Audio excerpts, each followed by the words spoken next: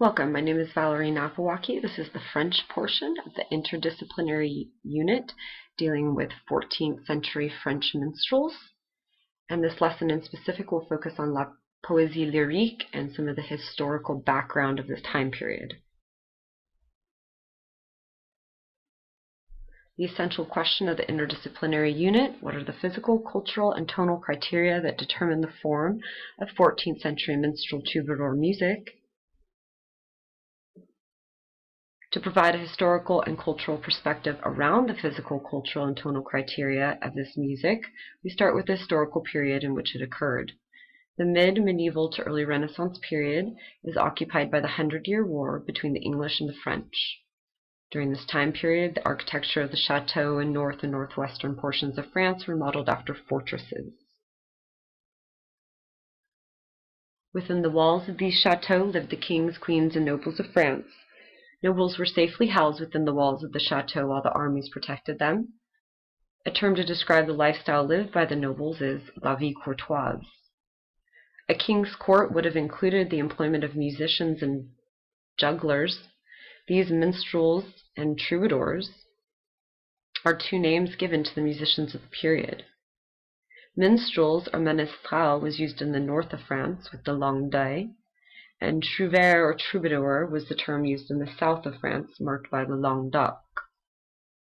There were four different instruments commonly played by the minstrels: le sistre, le violon, la harpe, et la flûte traversière. Now, the lute, le guiterne, and the sistre were the instruments which were medieval and Renaissance versions of the modern guitar. They were very popular during this period. In physics, you're in the process of building a sistre or a lute, and then you'll be taking that to music class where you're going to tune it. And remember, your music teacher is going to discuss the differences in the tuning between the modern guitar and a medieval sistre. Once you're done making your instrumental music, you will bring your sistre to French class where we will decorate it. And then remember, we're also working on lyrics that will accompany your instrumental music. So we should think about designs that we're going to be putting on our lute or sistre, and also the lyrics that we're going to want to use.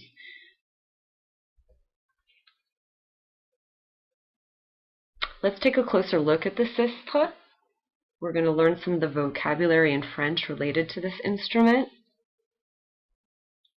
First, let's start in the mid left-hand portion of the picture with the vue de côté, the side view. And we'll start with the chevalier, which is the peg box. The peg box is sitting perpendicular to the manche, or the neck of the sistre. If we look at the top, we have the table d'harmonie. The table d'harmonie is the soundboard. And below you'll find les lamelles. Les lamelles are wood strips that are glued together to form the bottom of the instrument. As we move to the upper right-hand portion of the picture, we see the vue de dessus, so the bottom view. We'll see the cheville, which are the tuning pegs, la manche, which is once again the neck, and then you get a better look of the lamelles, or those wood strips that have been glued together to form the bottom of the instrument.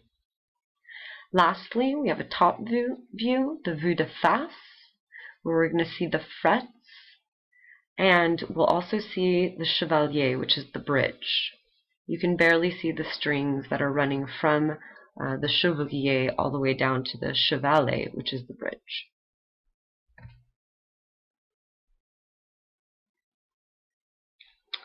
Guillaume de Machaut was a famous minstrel musician, composer, and lyricist in the 14th century. He was popular throughout France and Europe during this time period. He was commissioned by the Catholic Church and did write some masses, but he was also the inventor of a new movement of music called Ars Nova. And this type of music is secular and intended for outside the church. Many minstrels would have played this type of music, which usually had themes around love or lyrics related to the time period. Guillaume de Machaut has many manuscripts that are available and accessible online, and I've provided several links in our Edmodo website for you to visit. Next, let's take a look at lyrics. This is our main focus. So the word lyrics actually comes from the term lyre, which is a Latin word that means an instrument with chords. So what we would call lyrics today began as early as the 12th century France and continued to build interest into this 14th century period we're focusing on. Lyrical poetry was used by the minstrels, and they were set with fixed rhythms, meters, verses, and refrains. We want to take a closer look at the common fixed forms of the time period, which were the ballad and the rondeau or rondel. Now, a ballad would have 4 stanzas that would consist of 3 or 4 different rhymes. The form would be A, B, large C. The double A would be verses that rhymed, B would have a separate rhyme, and C, which would be the refrain or chorus, would also have a 3rd rhyme to it. Next, we have the rondel or rondeau, which is a short poem of 9 to 15 verses. This would have 3 stanzas with only 2 rhymes. We have the uppercase A and B, and those once again represent the refrain or chorus. This song starts with the chorus. Then the lowercase a is the verse, followed by the one of the choruses, uppercase A. Then 2 new verses, A and B, followed by the chorus again, A and B together. At the bottom of this, you see an original manuscript by Guillaume de Machaut for one of his lyrical poetry.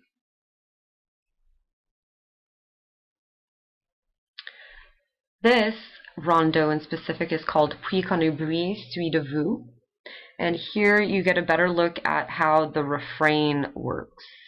So we start off with the chorus, large A, large B.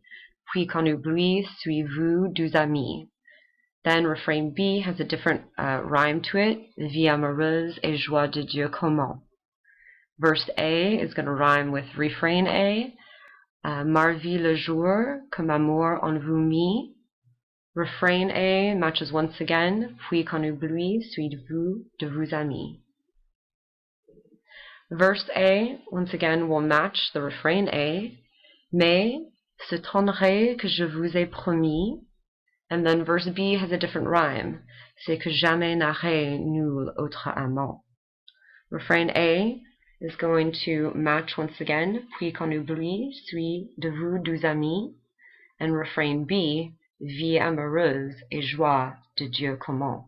So you're going to see the 2 different rhymes that are fluctuating throughout the song.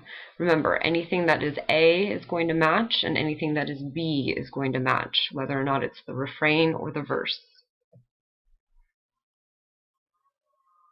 Now, what we're going to do is you're going to complete a little quiz based on this presentation in the Edmodo website. You're also going to visit a few more websites for more information on how to create your lyrics and maybe some of the rhymes and rhythms that you will use. You're going to want to choose a fixed form, either a ballad or a rondeau. And once again, you want to keep in mind the music that you're creating in music class with your instrument. And we're going to start writing our lyrics. So bon courage, class. Lastly, these are some links that you can use, but please, visitez Edmodo for plus de liens. I have more links on Edmodo. These are just some that were helpful for you, and you can use these as well. All right, class, thank you, and I hope you enjoy this project.